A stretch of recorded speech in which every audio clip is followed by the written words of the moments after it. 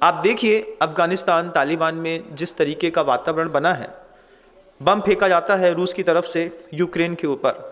आपने देखा नहीं होगा बंधु, यूक्रेन में कोई गर्भवती महिला है, ऊपर से बमबारी हो रही है, बंदूकें चल रही हैं, गोली गिर रही हैं, वो अपना जीवन बचाने के लिए यहां से वहां भाग रही है। अब ये क्या है, अपन इसमें अनुमोदना करते हैं, मान लीजिए इस बात की, अच्छा है और कूटना चाहिए और ठोकना चाहिए और ऐसा करना चाहिए। ये वाचनिक हिंसा भी जैन दर्शन में शक नहीं है, सहनीय नहीं है।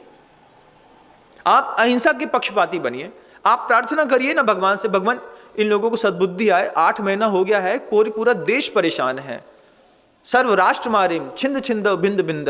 ये शांति धारा में पढ़ते समय आप उनकी कल्पना करके वहां तक जाने की कोशिश करिए कि आप मन से अहिंसा का पक्ष लो, मन से अहिंसा की प्रशंसा करो, मन से आप अहिंसा के बारे में प्रवर्तन करो, खूब कोशिश करो कि किसी भी मामले में हम अहिंसा का समर्थन करें।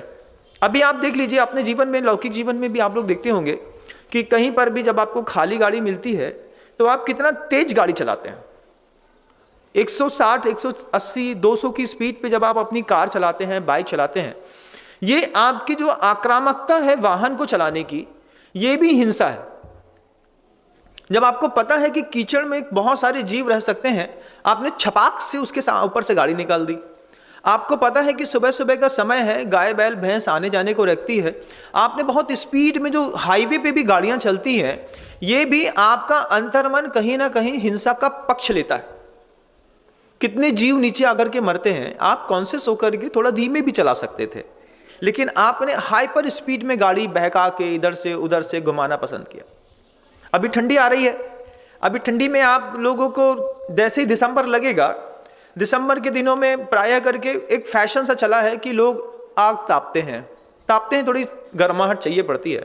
आपको ये देखना है कि आपकी आग में जलाया जाने वाला लकड़ी घुनी तो नहीं है, क्योंकि जैन जब किसी आग का सेवन भी करता है तो उसमें भी वो शुद्ध लकड़ी की गवेषणा करता है कि हमको गर्माहट तो चाहिए है, लेकिन बाजार में, टाल में कई बार बहुत ज़्यादा घुनी लकड़ियाँ होती हैं जिसके अंदर बहुत सारे जीव चले जाते हैं। जिनको नहीं पता है वो क्या करते हैं वो मैं नहीं कहता, लेकिन जिनको पता है कि इसमें भी हिंसा हो सकती है, अपने जीवन जीने के लिए कृपया दूसरे की ज़िंदगी से खिलवाड़ न करिए। अगर आप इस ठंडी में आग जलाते हैं तो पहले लकड़ी का भी शोधन कर लें।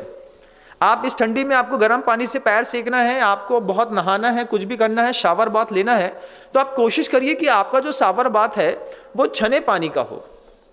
ठंडी के दिनों में ऊपर जो टंकियों में पानी रखा रहता है कितना ठंडा हो जाता है।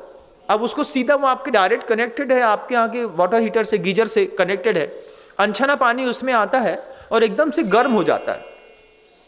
हिंसा का पक्ष आप बिना चाहे भी ले रहे हैं बंधुओं।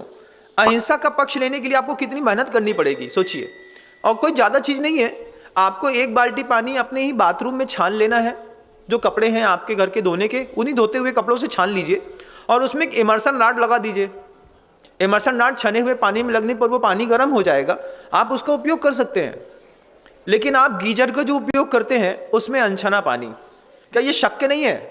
शक्य तो है महाराज, लेकिन हमारे घर का स्टैंडर्ड इतना ज़बरदस्त है महाराज श्री, अब कहाँ इमर्सन रॉड लगाएंगे, कहाँ क्या होगा। तो फिर आप अनकॉन्शियस होकर के आप जिस तरीके की हिंसा करते हैं, ये हिंसा भी कहीं ना कहीं आपकी दुर्गति का कारण बनती है। जानने के बाद की गई पाप की क्रिया ज़्यादा पाप का बंद कराती है।